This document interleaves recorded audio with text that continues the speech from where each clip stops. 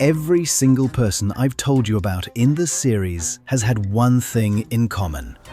A cartel king, an oil baron, a gangster, a conqueror who took half the earth. Different centuries, different empires, but every one of them was a man. Until now. In the late 1970s, in Miami, there was one name that made the most violent men in the cocaine trade, men who feared nothing, go quiet. Hardened traffickers, killers, people who had done unspeakable things were afraid of one person. And that person was a 5-foot-tall woman from the slums of Medellín, who, by some accounts, was moving more cocaine into the United States than anyone else alive, and pulling in something on the order of tens of millions of dollars a month. They called her La Madrina, the Godmother. You think the most feared figure in the bloodiest drug war in American history had to be some towering enforcer, some kingpin with an army? Wrong. It was a woman the men underestimated at every single step, right up until it was far, far too late. And the most chilling part of her entire story isn't how she rose or how many she's blamed for. It's how she died. Because the exact method she is credited with unleashing on the world, the thing that became her signature, is the thing that, decades later, came back and found her on a quiet street outside a butcher shop on an ordinary afternoon. This is the story of Griselda Blanco, the woman who built an empire out of being underestimated, and who proved that the most dangerous person in the room is almost never the one you're watching. She did not start with anything, less than anything. She was born in 1943 in Colombia and grew up in the absolute bottom of Medellín, a childhood of dirt-poor, grinding, dangerous poverty that's hard to even describe. The streets raised her, and they raised her hard. By the time she was a girl, she was already surviving by her wits on those streets, in a world that had decided, before she could even speak, that a poor girl was worth nothing and could be used by anyone. That's the wound. Hold on to it, because everything she becomes is built on top of it. Because here is what a certain kind of person learns from a childhood like that.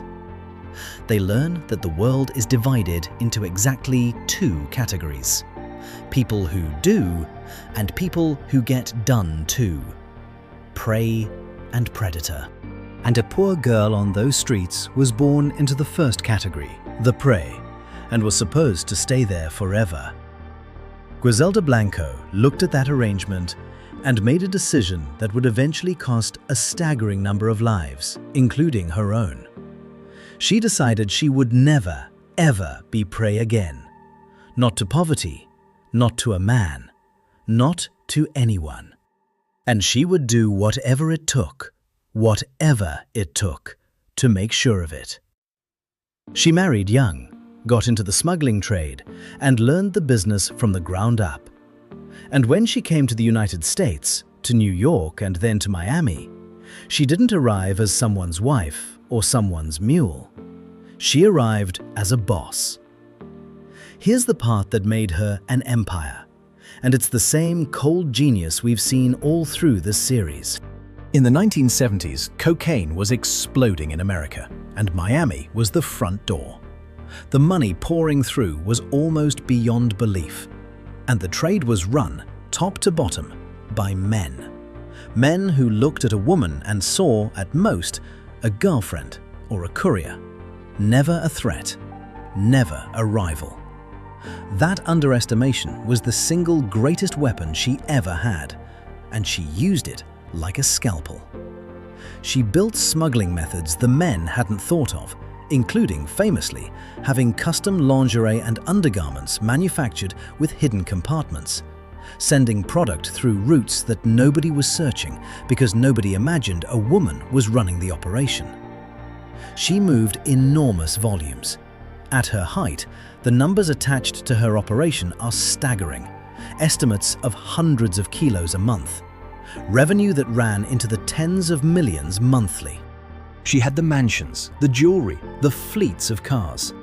She named one of her own sons after a movie mobster. She was living a gangster fantasy she had scripted for herself out of nothing. But money was never really the point for her. We've seen that before in this series. The cartel king who couldn't stop. The oil man who couldn't tolerate a rival. For Griselda, it was something colder and more personal. The money was just the scoreboard. What she was actually buying with every shipment and every dollar was the one thing the streets of Medellín had told her she'd never have. The power to make sure no one could ever do to her again what had been done to that little girl. And to protect that, to make absolutely certain no one ever underestimated her twice, she became something the cocaine world had genuinely never seen. This is the hard part of the story, and I'm going to tell it with care because the human cost here was real and it was enormous.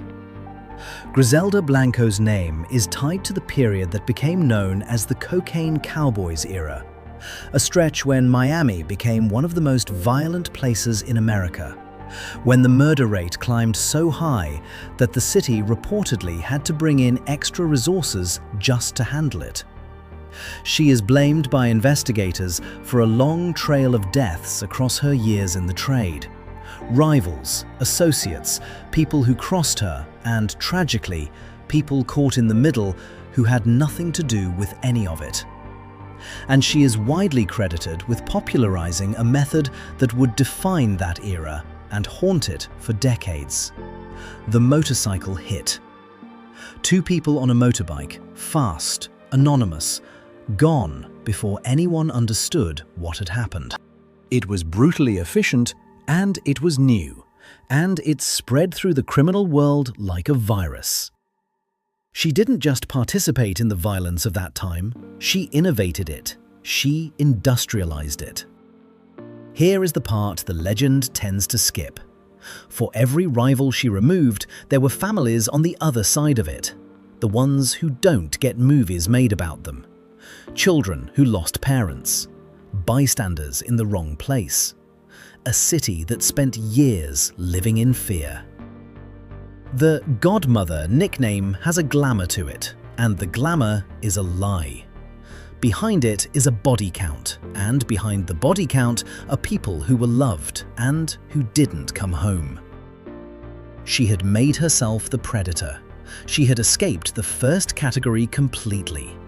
And the cost of that escape was paid over and over by other people, until the bill finally came back to her. So here's what the empire and the mansions and the fearsome name were really hiding.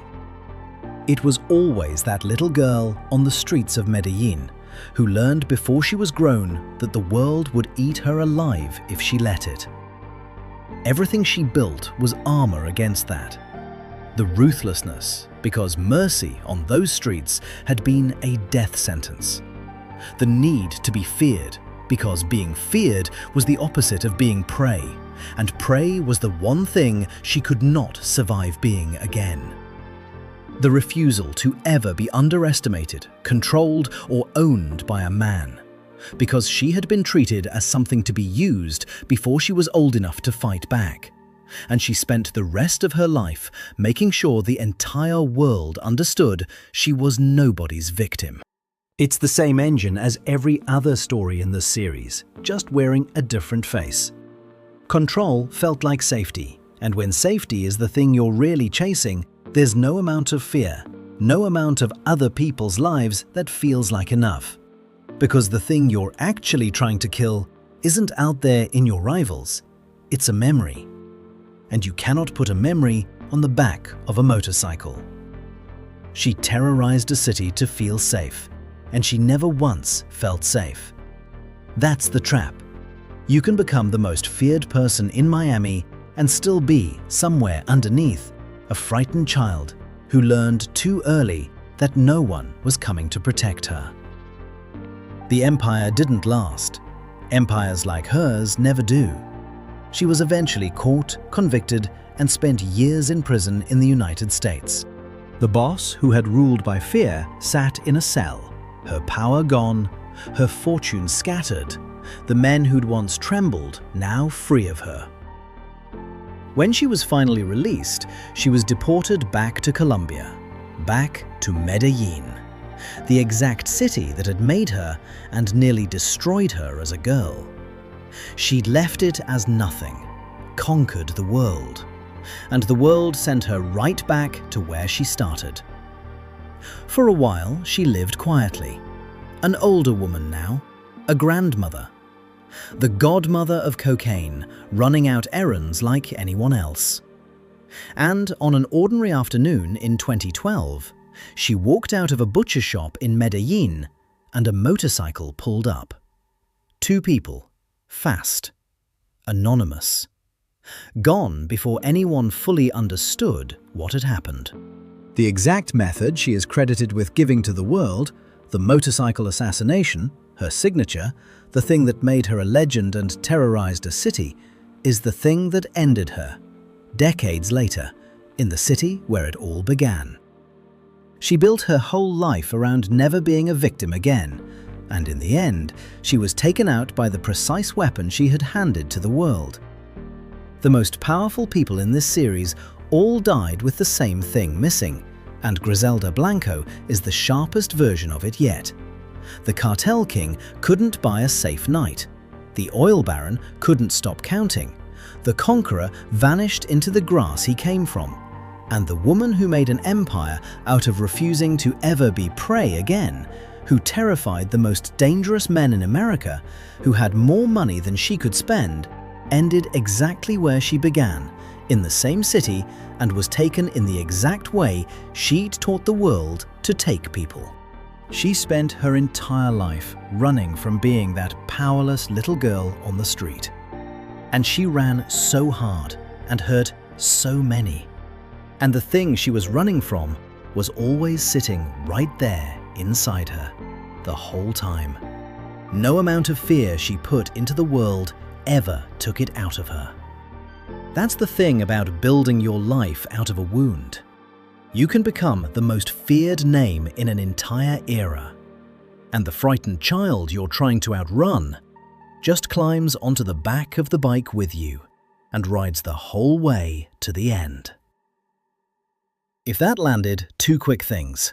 Subscribe, because the next file is a man who built one of the biggest fortunes in history without ever touching a weapon, a drug, or a drop of oil, simply by deciding that he should own the thing every other mogul needed.